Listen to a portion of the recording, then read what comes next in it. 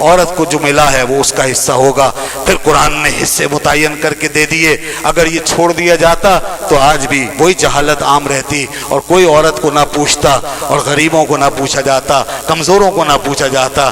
اس کے باوجود کہ اللہ کی آیتیں واضح طور پر ہمارے سامنے موجود ہیں، پھر بھی ہمارے معاشرے میں ظلم ہو رہا ہے، گھر گھر ظلم ہو رہا ہے۔ میراث کے معاملے میں ظلم کرتے ہیں، ترکے کے معاملے میں ظلم کرتے ہیں، بہو بیٹیوں کے حصوں پہ قابض ہو کے بیٹھ جاتے ہیں، ان کو نہیں دیتے ہیں۔ یہ ظلم ہے، صریحاً ظلم ہے۔ یہ وہ آیتیں ہیں جو قرآن میں بار بار سنتے ہیں۔ یہ اللہ کا قانون ہے، یہ صرف تلاوت نہیں ہے، یہ پورا قانون ہے، یہ لائے عمل ہے، یہ کوڈ آف لائف ہے۔ اللہ تعالیٰ نے صاف صاف فرمایا للذکر مثل حظ الانثیین، لڑکا اور لڑکی اگر دونوں وارث بنے ہیں تو دونوں کا حصہ ہے۔ ہاں فرق یہ ہے کہ لڑکے کے 2 حصے اور لڑکی کا 1 حصہ ہے۔ لڑکے کے 2 حصے ہیں، لڑکی کا 1 حصہ ہے۔ یاد رکھیے قانون وراثت کچھ بنیادوں پہ کھڑا ہے۔ پہلی بنیاد قرابت، رشتہ داری، اس بنیاد پہ یہ قانون تیار ہوا ہے اور اس بنیاد کو پیش نظر رکھا گیا اس تقسیم کے اندر، قرابت، رشتہ داری۔ دوسری بنیاد اس کے اندر ضرورت ہے۔ کس کی ضرورت کتنی ہے؟ اسلامی معاشرے میں، مسلمانوں کے قانون میں مرد کی ضرورت زیادہ ہے یا عورت کی؟ مرد زیادہ ذمہ دار ہے مالی اعتبار سے یا عورت؟ مرد زیادہ ذمہ دار ہے، اس کے اوپر بڑا برڈن ذمہ داری ہے، نہ نفقہ ہے، لہذا اس چیز کو پیش نظر رکھ کے مرد کو زیادہ دیا گیا ہے، عورت کو کم دیا گیا ہے۔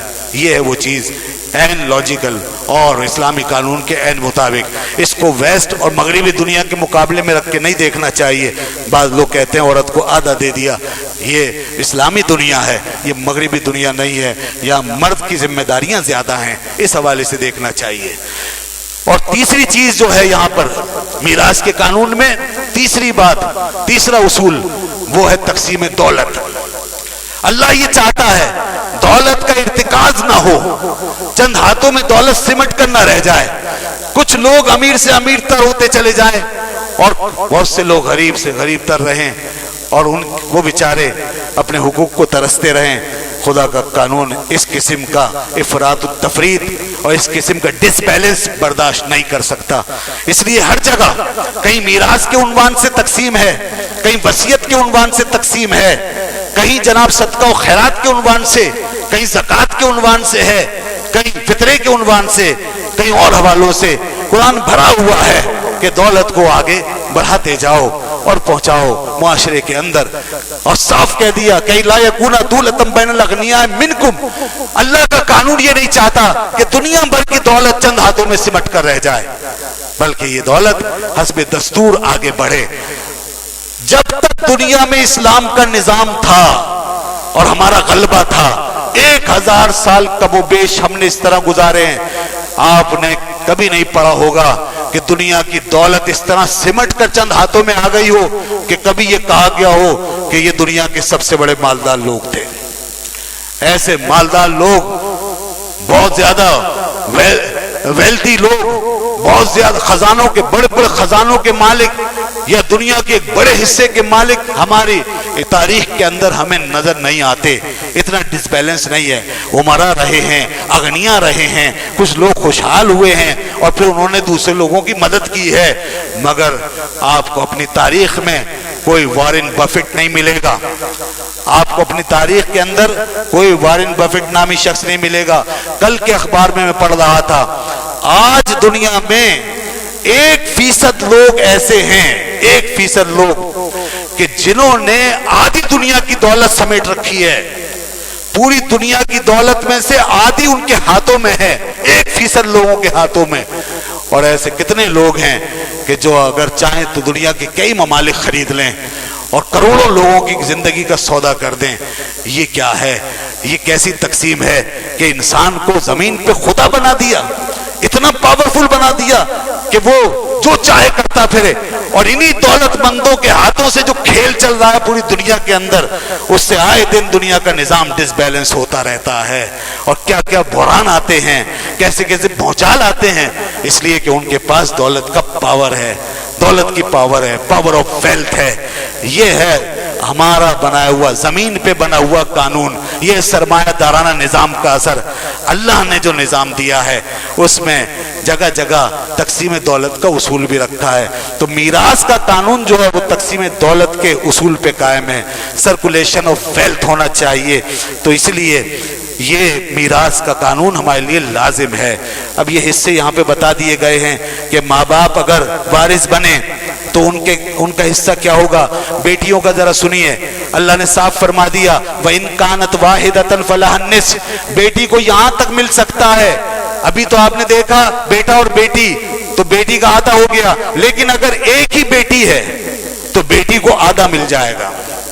उधर बेटी का आधा हुआ था, इधर बेटी को आधा मिल जाएगा अगर एक ही बेटी है। कहां तहकीर होती है औरत की। औरत बिन हैसो जात इस्लाम में कमतर नहीं समझी गई है। हाँ, उसकी जैसे उसकी जिम्मेदारियां या फराइज हैं उस हिसाब से उसको उसका हक दिया गया है।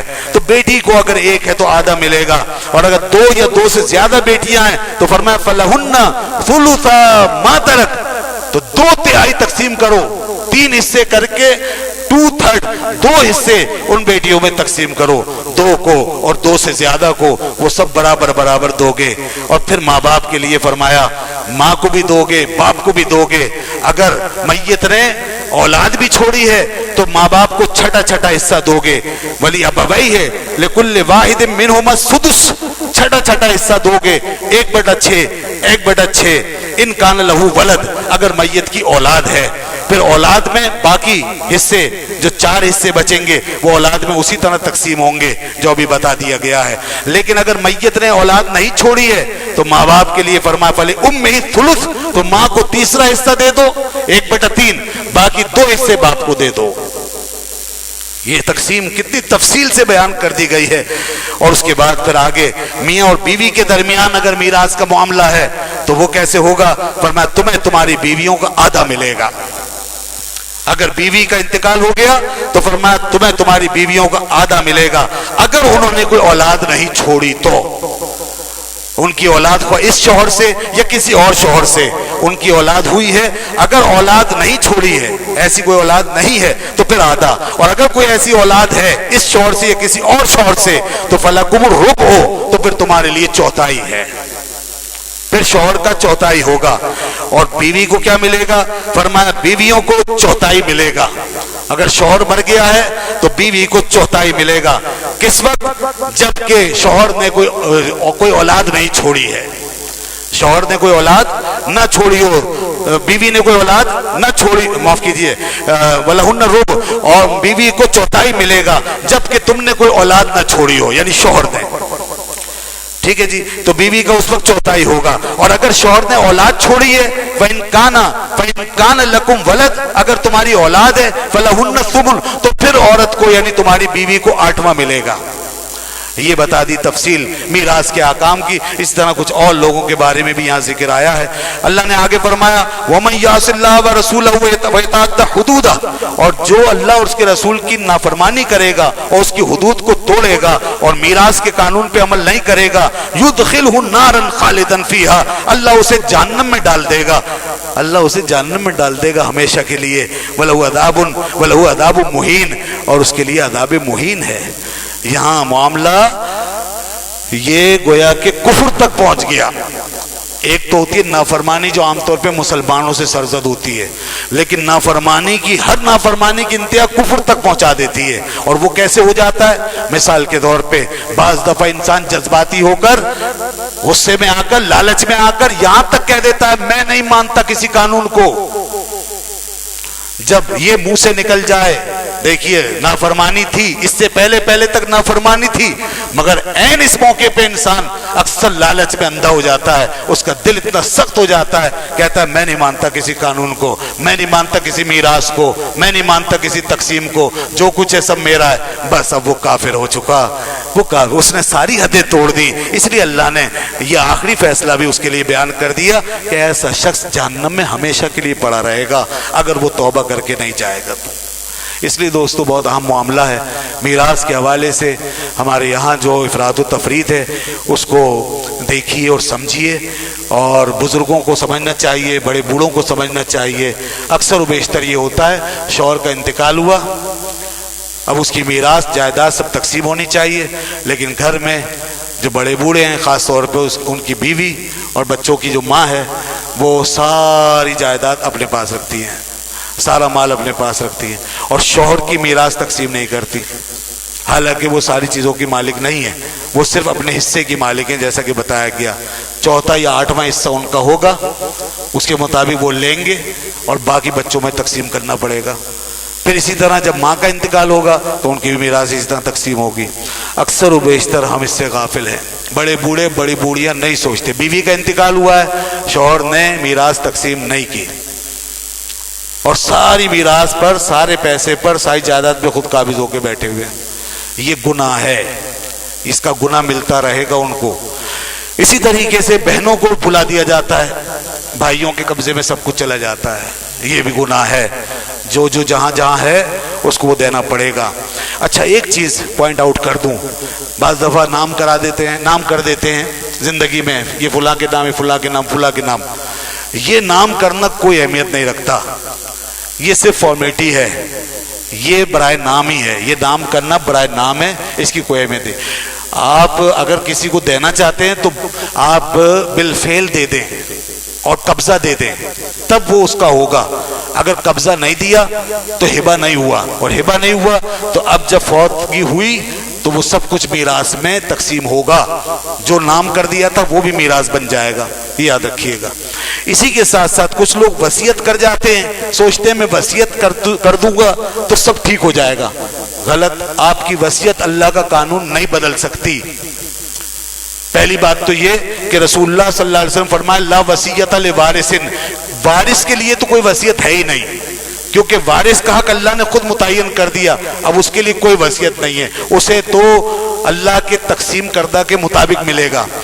ہاں اب آپ نے جو وصیت کی ہے وہ وصیت غیر وارث کے حق میں قبول ہوگی, غیر وارث کے حق میں کسی اور معاملے میں, اور پھر اس کے لیے یہ بھی حد ہے کہ 1/3 مال کے اندر وہ وصیت نافذ العمل ہوگی. 1/3 میں 1/3 سے زیادہ وہ پھر وارثوں کا حق ہے. 1/3 کے اندر وصیت نافذ العمل ہوگی, اس سے زیادہ میں نافذ نہیں ہوگی, وہ وارثوں کو دیا جائے گا. یہ بہت اہم رولز ہیں. وصیت کا ذکر بھی قرآن نے کیا ہے, اور قرض کا بھی ذکر ہے. ایک بات اور سن لیجئے, یہ بھی دیکھ لیجئے کہ مرنے والے کے اوپر قرض تو نہیں ہے. اگر قرض ہے مرنے والے کے اوپر تو سب سے پہلے تو قرض ادا کرنا ہوگا. یا اس کا ذکر بار بار آیا ہے, کیونکہ یہ مسلمان کا یا کسی کا بھی حق ہے, یہ پہلے ادا کرنا پڑے گا. وہ قرض آپ کو ادا کرنا ہے. اس قرض ادا کرنے میں اگر سارا مال بھی چلا جائے تو وارث اطمینان سے بیٹھے ہیں, اپنی فکر چھوڑ دیں, اس لیے کہ پہلے صاحب حق کا حق ہے, جس کا قرض لیا ہے وہ ادا ہوگا. اگر قرض سے بچ گیا تو پھر اس کے بعد وصیت کا نمبر آئے گا, پھر وصیت 1/3 میں ہوگی اور غیر وارث کے لیے ہوگی. اس کے بعد جو کچھ ہوگا وہ وارثوں کا حق ہوگا. یہ ساری تفصیل ہے, اس کو یاد رکھیے اور اس پر عمل کریے اور کروائیے. اللہ تعالی ہمارا حامی و ناصر ہو. وآخر دعوانا الحمدللہ رب العالمین.